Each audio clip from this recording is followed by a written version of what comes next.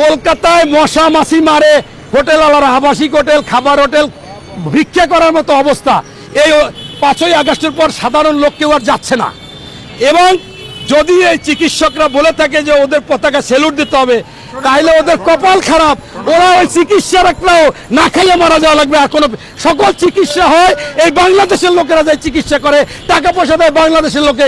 ভারতে আমি কয়েকবার গিয়েছি, ভারতের যারা আছে তারা এক কাপ চা খাওয়ার জন্য হিসাব করে।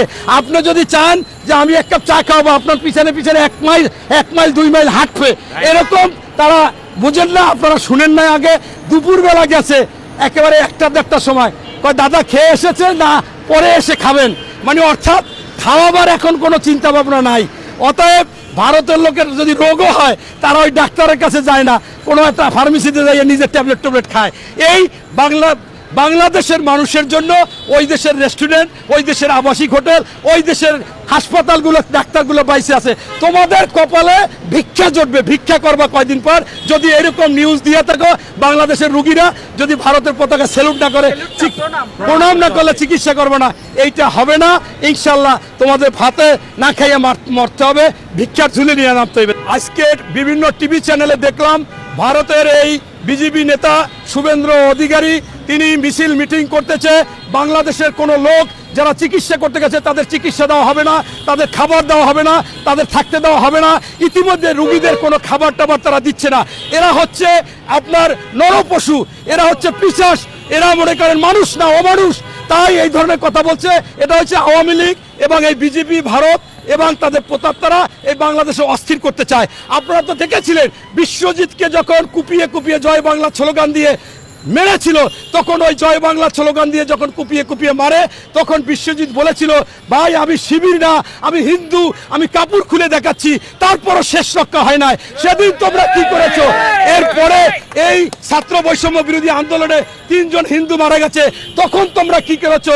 তোমরা আগে আমাদের একজন সাবেক মন্ত্রী ছিল বাংলাদেশের নামকরা হিন্দু বাবু গয়েশ্বর চন্দ্র রায়, তার মাথা পাঠিয়ে দিয়েছিল, তখন তোমরা আন্দোলন করনি। তার পুত্রবধূ নিপুণ রায়, তখন তোমরা কিছু করনি। আজকে বাংলাদেশে মানুষ এখান থেকে যেতে পারবে না, তাদের খাবার দিচ্ছ না, এইটা করতেছ না। আমি স্পষ্টভাবে বলতে চাই বাংলাদেশের সরকারের আরো কঠিন ভূমিকা নিতে হবে। ভারতকে আমরা প্রস্তাব করব না, ভারতে আমরা যাব না, আমরা ভারতে চিকিৎসা নেব না। বিশ্বের সবচেয়ে এখন ভালো চিকিৎসা আমাদের বাংলাদেশে আছে, ডাক্তার আছে, এদেরকে নার্সিং করেন। প্রত্যেক ডাক্তারকে বলেন তোমরা 200 টাকার বেশি ফি নিতে পারবে না। রুগীদেরকে ভালোভাবে দেখতে হবে, চিকিৎসা সেবা ভালোভাবে দিতে হবে। এবং ভারতে যদি ভালো চিকিৎসা হয়, আমাদের বাংলাদেশে এত ভালো আন্তর্জাতিক মানের প্রতিষ্ঠান, কেন আমাদের বাংলাদেশে ভালো হবে না? ভারতকে বুঝিয়ে দিতে হবে ভারত থেকে আমরা কিছুই আনবো না, আমরা বর্ডার বন্ধ করে দেব। বাংলাদেশ থেকে তোমরা চুরি করে নেবা, বাংলাদেশ থেকে লুটপাট করে নিবা, বাংলাদেশকে বাজার করবা। তোমার ওই হিন্দুরা বাংলাদেশে এসে চাকরি করবে, আর বাংলাদেশে কোনো হিন্দু এই বাংলাদেশে চাকরি করতে আমরা ওই দেশ থেকে দেব না। ভারতের কোনো লোক বাংলাদেশে চাকরি করতে পারবে না, ভারত থেকে কোনো আমদানি করবো না, আমরাও কিছু দেব না। ইনশাল্লাহ এই পদ্ধতি যদি হয় অবশ্যই বাংলাদেশ আরো স্বয়ংসম্পূর্ণ হবে, ডাক্তাররা আরো চিকিৎসা সেবা ভালো হবে, সবকিছু ভালো হবে। এইটাই করা উচিত। তাই সর্বশেষ বলবো এই বিজেপি, মোদি এবং এই মমতা, এরা আওয়ামী লীগের প্রতাপ্তা শেখ হাসিনাকে এই বাংলাদেশে ঢুকাবার জন্য, অস্থির অবস্থা করার জন্য পরিকল্পিতভাবে করতেছে। এর জন্য কোনো ছাড় দেওয়া হবে না। আমরা প্রস্তুত, প্রতিরোধ করব, প্রতিবাদ করব, ভারতকে দাঁত ভাঙা জবাব দেবো ইনশাল্লাহ। ভারতের হাই কমিশনার আছে, তাকে তলব করেছে যে তোমার দেশে তুমি নিরাপত্তা দিতে পারো না, আমাদের রাষ্ট্রদূত ওখানে কেন হেনস্থা হবে, পতাকা কেন পুড়বে, তুমি আগে সেই জবাব দেওয়া। এই জন্য তাকে তলব করেছে। তলব করার পরে তিনি বলেছেন যে আমরা ব্যবস্থা নিচ্ছি। ইতিমধ্যে আপনারা জানেন যে ওই দেশের ওইখানে থাকা 3 জন পুলিশকে সাসপেন্ড করেছে এবং 3 জনকে গ্রেপ্তার করেছে। এবং আমি মনে করি আন্তর্জাতিক আদালতে এদের বিচার হবে। ইতিমধ্যে আন্তর্জাতিকভাবে সমালোচনার ঝড় উঠেছে যে এই আওয়ামী লীগের সরকার, প্রেতাত্মা, খুনি, গণহত্যাকারী শেখ হাসিনাকে ওই ভারতের মোদি এবং এই মমতা এরা বাংলাদেশে ষড়যন্ত্র করে ঢুকাতে চায় বা আবারও ক্ষমতায় আনতে চায়। সেটা হবে না এবং বহির্বিশ্ব এজন্য ভারতের প্রতি ক্ষুব্ধ এবং ভারতের জবাব চাচ্ছে। আবার ভারতেরও অনেক নেতারা তারাও বলতেছে কিভাবে এখানে শেখ হাসিনা থাকে, কেন তাকে নিয়ে এই ষড়যন্ত্র করা হবে, সে খুনি।